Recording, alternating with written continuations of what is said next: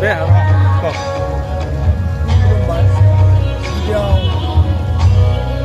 बड'लेण्ड बुब्लि आरो नोंथांमोननि जिथु मेडिया नोंथांमोननो गासैबो आंनि अरांगिया बाथौ गौथुमनि जानानै अरांगिया बाथौ गौथुमनि रुफाथि मायथाइ फोरबो फालिनायनि जानानै गाहाम अनसायनाय आरो गाहाम हामलायनायखौ बावहरबाय।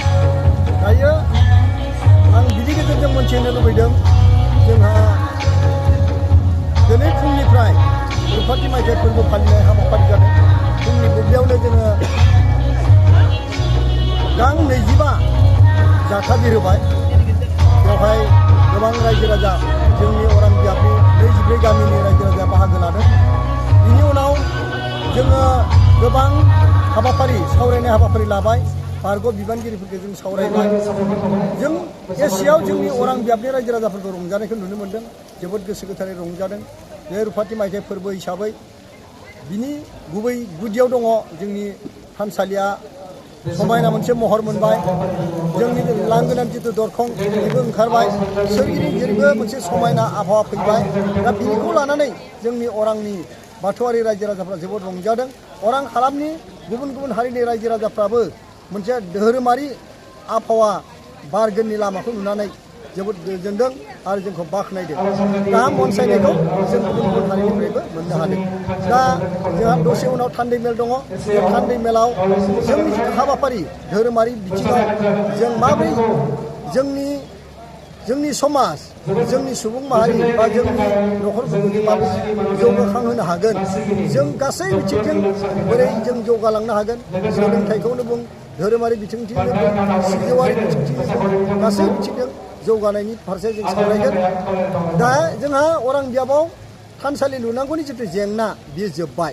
दायो जोङो धोरोमारि बिथिंजों समाज बिथिंजों जोंनि आखल आखु दानाय गासै बिथिंजों जों जाहाथे खामानि मावलांनो हायो बे बिथिङाव जों सावरायगोन। गाबोन जोंहा उननि बेलायावनो धोरोमारि हान्जा सुरनाय दङ। बेवहाय 24 जोंनि जिथु बाथौआरि गामि गासैबो रायजो राजा फैनानै जोंनि बे हान्जा सुरनायाव बाहागो लागोन। बिनि उनाव गाबोन बेलासिनिफ्राय जोंहा उदालगुरि जिल्ला बाथौ गौथुमनि 32थि बोसोरसालिया जथुमा थान्दै आजावनाय आरो थान्दै जथुमा जागोन। बेवहाय मोनफ्रोमबो गासै जोंहा 22 दख'रा दङ, 22 बियाब दङ। उदालगुरि जिल्लानि दालाइ आफाद हिसाबै उदालगुरि जिल्ला बाथौ गौथुमनि 22 बियाबनिफ्राय मोनसे बियाबाव सा 10 थान्दै बेवहाय बाहागो लागोन आरो बिथांमोननि बाहागो लानायजों जोंनि बे अरां बियाबनि थानसालिनि लांगोनायाव मोनसे जाफुंसार जथुमा जानानै थांगोन होननानै जों आसा खालामदों। दिनै मोनसे गोथार सान 25 बोसोर दिनै जाफैबाय। अरां दुलाराय बाथौ गौथुमा दिनै दा बिनिनो दिनै 25 बोसोर जानायनि रुफाथि मायथाइ रायजो राजा बिथांमोना फालिदों। दा बिनिनो लोब्बा लाखिनानै दिनै मोनाबिलि समाव आलारि बाथि फोजोंनाय, गोजोननि आलारि बाथि फोजोंनाय बे हाबाफारिया जानानै थांबाय।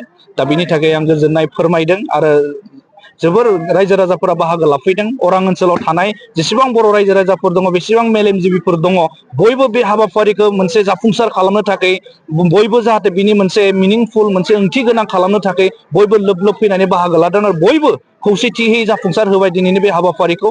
आरो गाबोननिफ्राय उदालगुरि जिल्ला दुलाराय बाथौ महासभानि हाबाफारि जानो थांगासिनो दं। गाबोननिफ्राय दिनै सानसेनि हाबाफारि अरां दुलाराय बाथौ गौथुमा बेखौ लादोंमोन आरो गाजा गोमजायै फालिनाय जादों। फुंनिफ्राय बिथांमोना फिरफिला बिरहोनायनिफ्राय लानानै आलारि बाथि बावनायनिफ्राय लानानै दंफां गायनाय आरो बायदि बायदि सावरायमेलखौ लानानै मोनाबिलि समाव बेलुन बिरहोनाय आरो खौसेथिनि थाखाय, गोजोननि थाखाय आलारि बाथि, गोथार आलारि बाथि फोजोंनाय बे हाबाफारिखौ लादों। आरो बे हाबाफारियावनो आंबो सासे बाथौ सिबियारि हिसाबै आंखौ हांख्रायनाय लेखायै फैनो मोननानै आं जोबोर गोजोननाय मोनदों आरो आर'ज खालामदों आफा बोराइ बाथौनि सेराव जाहाथे गासैबो बर' माहारिखौ अरां ओनसोलाव थानायजों लोगोसे बाहेरायाव थानाय साफ्रोमबो बर' माहारिनि गेजेराव जाहाथे गोजोन, खौसेथि, अनलायनाय, मोजां मोनलायनाय, हेफाजाब होलायनाय जाहाथे लाबोनो हाथों आरो दुलाराय बाथौ गौथुमा जाहाथे बेबायदि गोसारथि मोनलांबाय थाथों, आं बेखौ दिनैनि बे हाबाफारिनि गेजेरजों फोरमायनो सानो।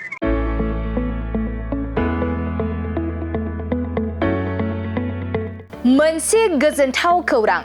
बर' सावथुन नायनो मोजां मोनग्रा रायजो राजाफोरनि थाखाय मोनसे गोजोनथाव खौरां। खम बेसेननि गेजेरजोंनो नोंथाङा नायनो हागोन बर'नि गासै गोजाम गोदान सावथुनफोरखौ। बर' सावथुन नायनो थाखाय ओंखारदों मोनसे आंगो स्ट्रिम एप। बे आंगो स्ट्रिम एपखौ नोंथाङा नोंथांनि मबाइलाव डाउनलड खालामनानै खम बेसेनावनो बर'नि गोजाम गोदान गासै सावथुनफोरखौनो नायनो हागोन। लोगोसे फैबाय थानाय समावबो बड' वेब सिरिज, डकुमेन्ट्रिज बायदिफोरखौबो नोंथाङा बे आंगो स्ट्रिम एपनि गेजेरजोंनो नुनो मोनगोन। बेनि अनगायैबो बर' सावथुननि दिहुनगिरिफोराबो बे आंगो स्ट्रिम एपआव गाव गावनि सावथुनखौ आपल'ड होनो थाखाय खौरां लाहरनो हागोन। आरो जाय बिथांमोननि सावथुनफोरा इउटुबाव पाब्लिश जायाखै बिथांमोनाबो बे एपआव आपल'ड होनो थाखाय खौरां लाहरनो हागोन। बेनिखायनो बर' सावथुननि दिहुनगिरि बिथांमोनहा गाव गावनि सावथुनखौ बे आंगो स्ट्रिम एपआव आपल'ड होनो गोसो दंब्ला नैबे 7086320938 जानबुं नम्बराव खौरां लाहरनो हागोन।